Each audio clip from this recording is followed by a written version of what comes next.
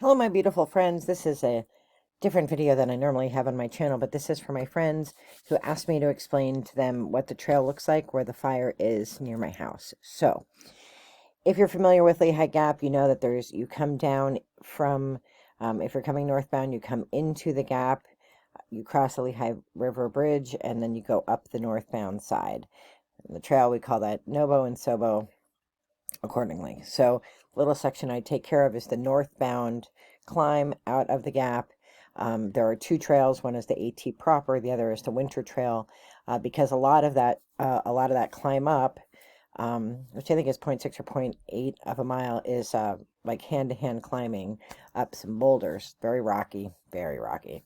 So there has been no official statement of where this fire started, and I have no inside information at all.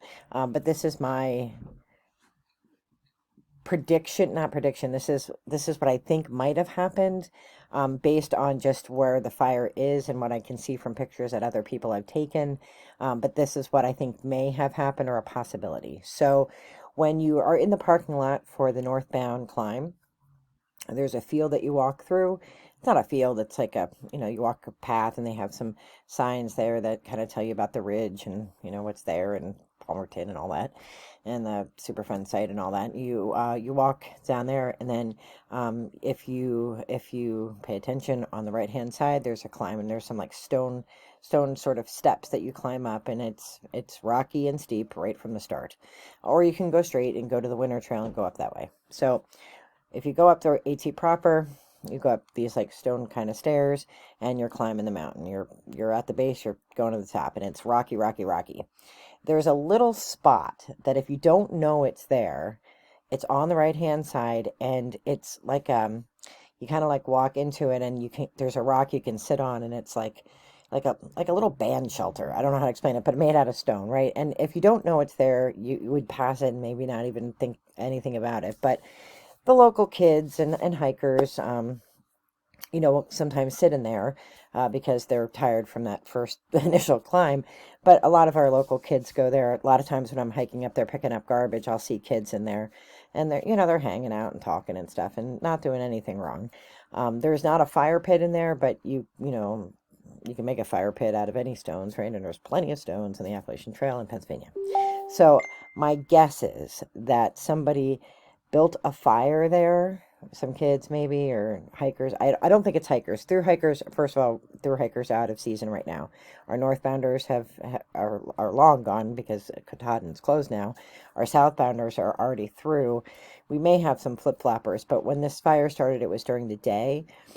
Through hikers typically do not make fires on the Appalachian Trail. We're tired at the end of the day, so we don't really want to build a fire, and nobody wants to watch a fire. Plus, through hikers are pretty aware of burn bans and sort of the rules that are going on. They kind of know what's going on. So, and it was early in the day, so there would be no reason for any through hikers to build a fire.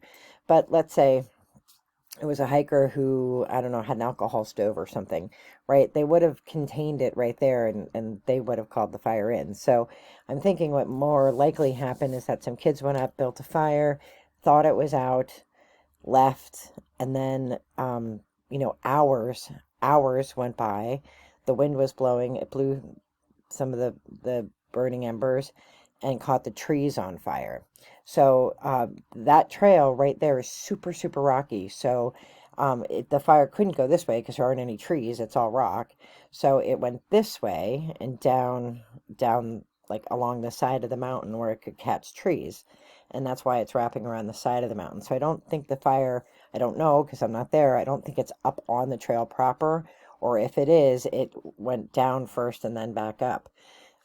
So why is that horrible? Well, that means there's no trail there. There's one trail, there's a few trails that are hunter trails that kind of go around those wooded areas so people can get deer and stuff and whatever.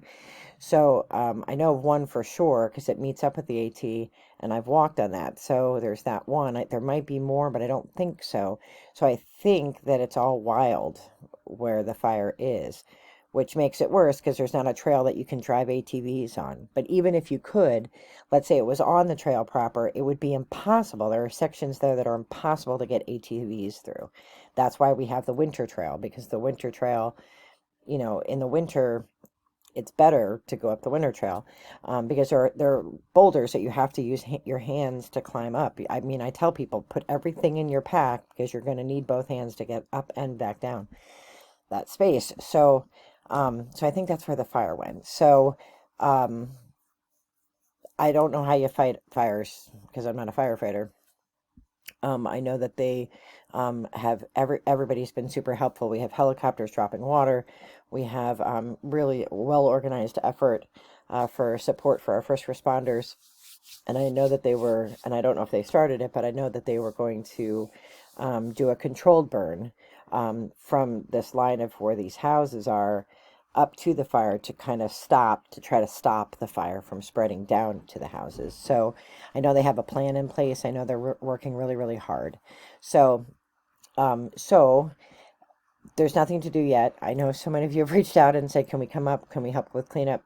The fire is still going, and I think they expect it to go for a few more days. So stay home. Don't come here. There's nothing you can do. There's nothing I can do. I mean, this is the part of the trail that I clean, and I can't even go on it. So there's nothing we can do.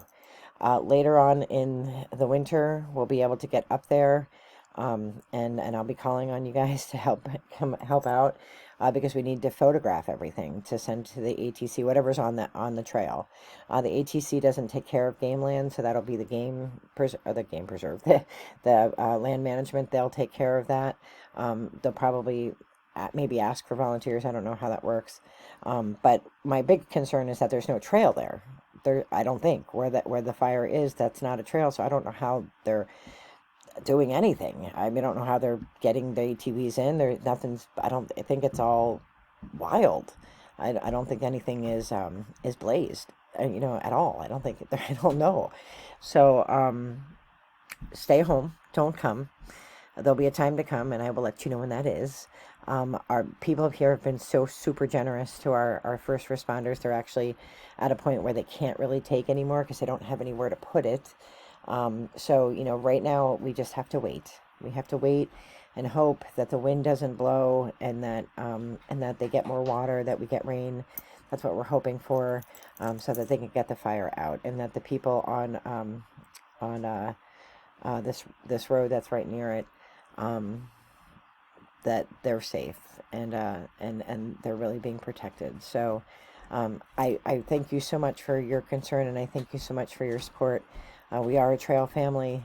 The Appalachian Trail is a family, and I appreciate all the folks who have reached out. I really, really do. So I'm wishing you all the very best in light and love. I'll keep you posted if you follow me on Facebook, which you would have had to see this video. I'll keep updates there as I hear them. Be well. All the best. All the best in light and love. Peace out from Squeak. Bye-bye.